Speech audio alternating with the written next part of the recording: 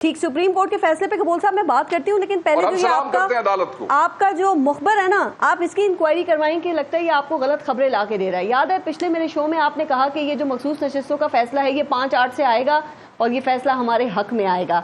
तो फैसला तो 5-8 से ही आया, लेकिन ये हुकूमत की जो उम्मीदें उनको बहा कर ले गया। ये हमारे हक पे ही फैसला है।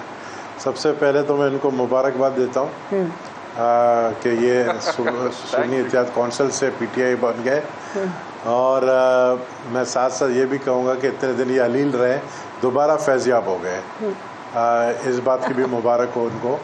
और नहीं गवोल साहब, एक मिनट, नहीं ये आपने तजाद पैदा कर दिया ना। एक तरफ आप कह रहे हैं फैज़याब हो गए, दूसरी तरफ कह रहे हैं आप हमारे हक में फैसला आ गया। ये क्या स्टोरी है?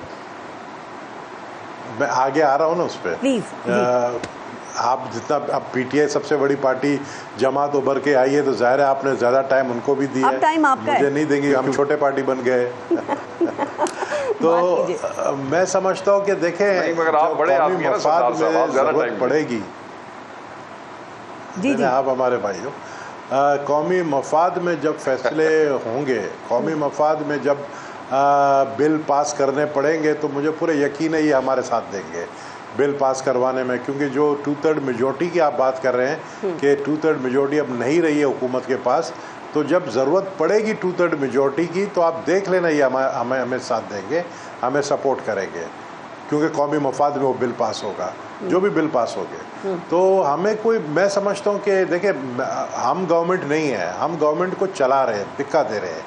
हम उस गाड़ी को दिक्का स्टार्ट हमने किया, उस गाड़ी को हम अभी तक दिक्का दे रहे हैं। जब तक चलती है हम उसको चलाएंगे, जब वो किसी खड्डे में गिरेगी तो हम उस खड्डे में साथ नहीं गिरेंगे।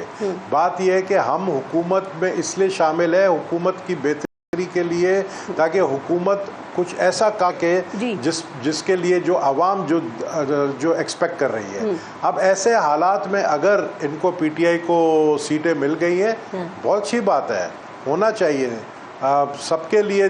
देखें ना, इस वक्त मैं तो कहता हूं कि जो भी इस वक्त जेल में भी है, उनको भी जो है बाहर आना चाहिए, और कौमी मफाद के लिए ऑल पार्टीज कॉन्फ्रेंस गवर्नमेंट को बुलाना चाहिए। और जो इश्यूज है इस वक्त जो हम फेस कर रहे हैं, उसमें सारी जमातें हों। मुझे खुशी है कि उसमें पीटीआई भी होगी, क्योंकि पीटीआई अब जमात दोबारा से बन गई है। तो इशू तो हमें कुछ भी नहीं है। घबराहट किसको है? किसी को कोई घबराहट नहीं है।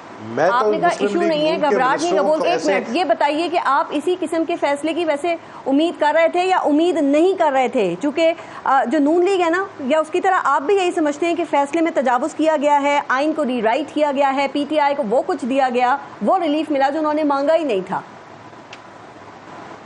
देखें, अगर आप आइन पर चलेंगे, जो एक्सपेक्टेशन आप कह रही हैं, मैं दो बातें आपको कहूँगा। एक तो मुझे 2 दिन पहले इसलिए पता चल गया था कि कुछ होने वाला है। और क्या होने वाला है, क्योंकि हमें 2 दिन पहले अर्जेंसी में बुलाया गया एमएनएस को कि जी बिल पास करना है।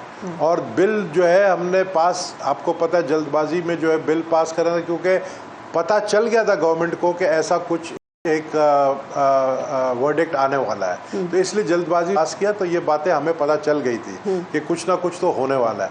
लेकिन ये आसमानी फैसले जो हुए हैं, ये फैसले आईनी नहीं है, ये फैसले समझ से बालातर है। जिस तरह हमारे भाई ने कहा मुस्लिम लीग के कि भाई ये मांगा ही नहीं था, उनको दिया। वो तो वही बात है कि कहीं पर जो है अगर बहुत ज़्यादा बारिश हो रही है शहर में, जैसे कराची में बारिश होती है, आपका मेरा शहर है कराची, तो हम अल्लाह से फिर दुआ करते हैं कि ये बारिश रुक जाए, ये और तबाही नहीं करे। लेकिन अल्लाह देता है चप्पड़ पाड़ के देता है। बचपन से हमने सुना है, तो पीटीआई को अल्लाह ने चप्पड़ पाड़ के दिया है। चलें, बारिश की बात की फिर बढ़ा है कि इतने अरसे से पीपल्स पार्टी की हुकूमत है, लेकिन अभी तक बारिश के जो बारिश के हवाले से जो सहूलतें दी जानी चाहिए थी वो दी जानी चाहिए थी ना। आपकी हुकूमत है। अच्छा सर, मुझे ये बताइए, इसका मतलब आपने जो ब्रेकिंग न्यूज़ दी थी कि 5-8 का फैसला आएगा, तो वो खबर आपकी ठीक थी सर, लेकिन वो खबर की तशरीह मुझे लगता है आप ठीक नहीं कर सके। तो ज़रा ध्यान से तशरीह किया करें, फिर जब तशरीह ठीक नहीं होती ना तो पूरे फैसले उलट जाते हैं। देखें ना, सुप्रीम कोर्ट के फैसले की इलेक्शन कमीशन ने गलत तशरीह की, को पता नहीं चला था, सारी उम्मीदें उलट गईं। को एक दिन पहले पता नहीं था, किसी को भी नहीं पता था, राना सनाउल्लाह को नहीं पता था, किसी को नहीं पता था ना, तो मुझे कैसे आपका लास्ट शो मैंने कोई 15-20 दिन पहले किया, 2 हफ्ते पहले, उस वक्त बिल्कुल पता नहीं था। आपने कहा 5-8 से फैसला आएगा और हमारे हक में आ रहा है एक फैसला। क्लिप सुनवा दूंगी फिर। मैं अभी भी कह रहा हूँ हमारे हक में आया है, मैं अभी भी कह रहा हूँ हमारे हक में आया है। मुझे अभी तक नहीं समझ आई कि कैसे आया है, वो कैसे आपके हक में आया। मैंने कहा ना कौमी आप देख लेना आने वाले दिनों में। चले, वो लगता है सारे कौमी मफाद का ठेका पाकिस्तान पीपल्स पार्टी नहीं लिया हुआ है। सर मुझे ये बताएं, आप समझते हैं कि अब चीफ जस्टिस पे दबाव में इजाफा होगा नबील कबोल साहब, और चीफ जस्टिस जो है उनके लिए पीटीआई के केसेस सुनना मुश्किल होगा, और क्या अदलिया और गवर्नमेंट में कशीदगी में मजीद इजाफा देख रहे हैं आप? नहीं, मैं तो देखता हूँ, अभी जो देख रहा हूँ मैं हालात, अभी मेरे ख्याल में जो अनसर्टिनिटी थी वो आस्ते आस्ते कम होती जा रही है। अच्छा। अभी अच्छे हालात होने जा रहे हैं। जहाँ तक आपने चीफ जस्टिस से सवाल किया, सुना है वो छुट्टी पर जा रहे हैं और उसके बाद 2 महीना और उनका रह गया है, तो उनके पास वक्त कम है और अक्टूबर तक, और ना वो एक्सटेंशन मांग रहे हैं। अच्छा। ना ऐसी कोई बात है जिस तरह मार्केट में पहले हुई है कि वो एक्सटेंशन मांग रहे हैं, ना वो दोबारा कंटिन्यू करना चाह रहे हैं। तो ऐसे हालात में मैं नहीं आईनी तरमीम लाना चाह रही थी ना अदलिया के हवाले से, जिसमें जजेस की तैनाती का तरीक़ाकार और चीफ जस्टिस के जो मुद्दत है वो तय करने के हवाले से तरमीम आ रही थी, जो कि अब एक ख्वाब ही हो गया, अब तो नामुमकिन है, नहीं की जा सकती।